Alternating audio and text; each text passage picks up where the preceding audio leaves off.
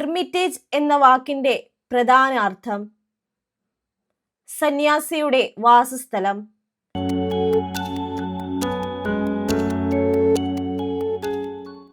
Hermit എന്ന വാക്ക് ഏത് Greek വാക്കിൽ നിന്നാണ് വന്നത്? എരമിറ്റസ്.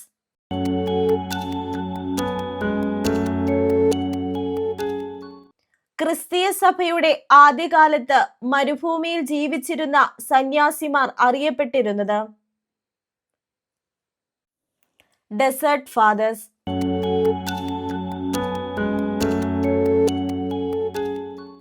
ഏകാന്തതയുടെ ഏറ്റവും വലിയ മാതൃക നൽകിയത് ആര്? യേശുക്രിസ്തു.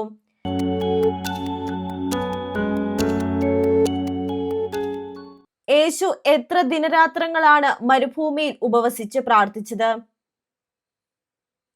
40.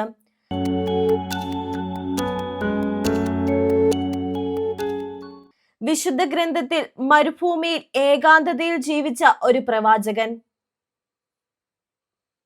ഏലിയ.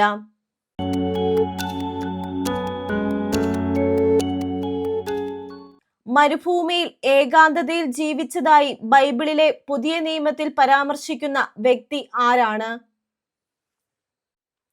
സ്നാപക യോഹന്നാൻ.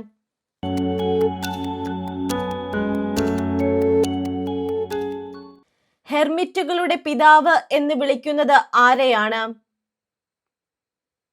വിശുദ്ധ അന്തോണി.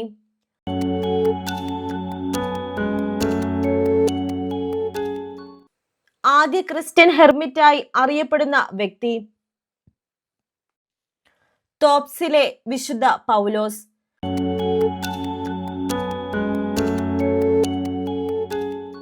കത്തോലിക്ക സഭയുടെ പാരമ്പര്യത്തിൽ ഏകാന്തതയെ എങ്ങനെയുള്ള യാത്രയായി കാണുന്നു? ആന്തരിക തീർത്ഥാടനം.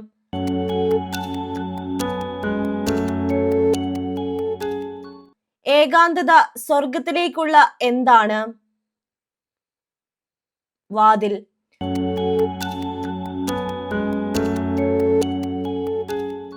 ഒറ്റപ്പെടൽ ഒരു ചോദ്യമാണെങ്കിൽ ഏകാന്തത ഒരു എന്താണ്? ഉത്തരം.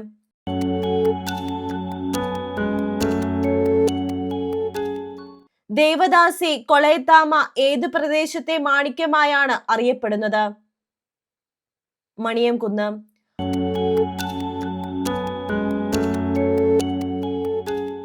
കൊളയത്താമ ഏകാന്ത ജീവിതം അനുഷ്ഠിച്ചത് എത്ര വർഷക്കാലമാണ്?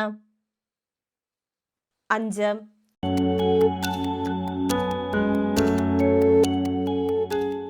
കൊളയത്താമ ഏകാന്ത ജീവിതം അനുഷ്ഠിച്ച വീടുകളുടെ എണ്ണം?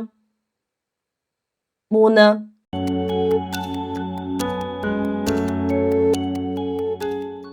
ഞാൻ അവളെ വശീകരിച്ച് വിജന പ്രദേശത്തേക്ക് കൊണ്ടുവരും എന്ന വാക്യം ഏതു പ്രവാചകന്റേതാണ്?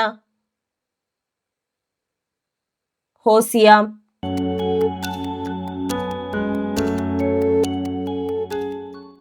ഏകാന്തവാസഗേഹങ്ങൾ കൊളയത്താമയ്ക്ക് എങ്ങനെയുള്ള വിദ്യാലയമായി കരുതുന്നു എന്നാണ് ലേഖന ഭാഗത്ത് വിശേഷിപ്പിക്കുന്നത്?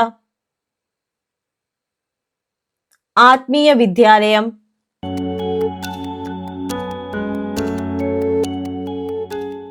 ദൈവത്തെ മുഖാമുഖം കണ്ട യാക്കോബിനുണ്ടായ അനുഭവം? പെനുവേൽ.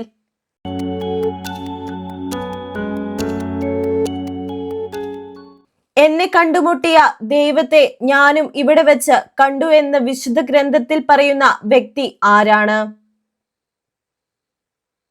ഹാഗാർ.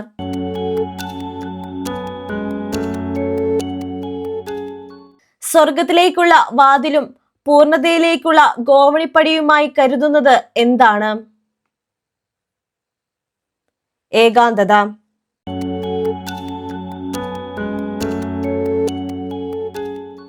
ഏകാന്തതയിൽ കൊളയത്താമ ഉരുവിട്ട ഒരു പ്രാർത്ഥന? മാലാഖക്കൊന്ത.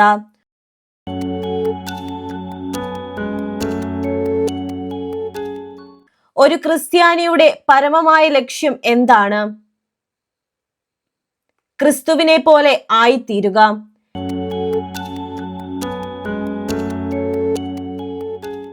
ദൈവത്തെ തേടിയുള്ള ആന്തരിക യാത്രയിൽ കൊളേത്താമ നേടിയെടുത്തത് എന്തൊക്കെയാണ്?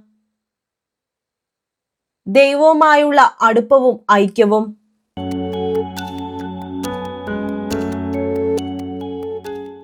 ഞാനിവിടെ തനിയെ ഒന്നുമല്ല, എന്റെ ഈശോ എന്റെ കൂടെയുണ്ട്. ഇത് ആരുടെ വാക്കുകളാണ്?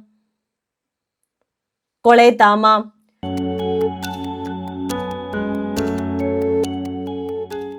മരുഭൂമിയിൽ കർത്താവിന് വഴിയൊരുക്കുവിൻ എന്ന വാക്യം ഏതു പുസ്തകത്തിൽ നിന്നാണ്?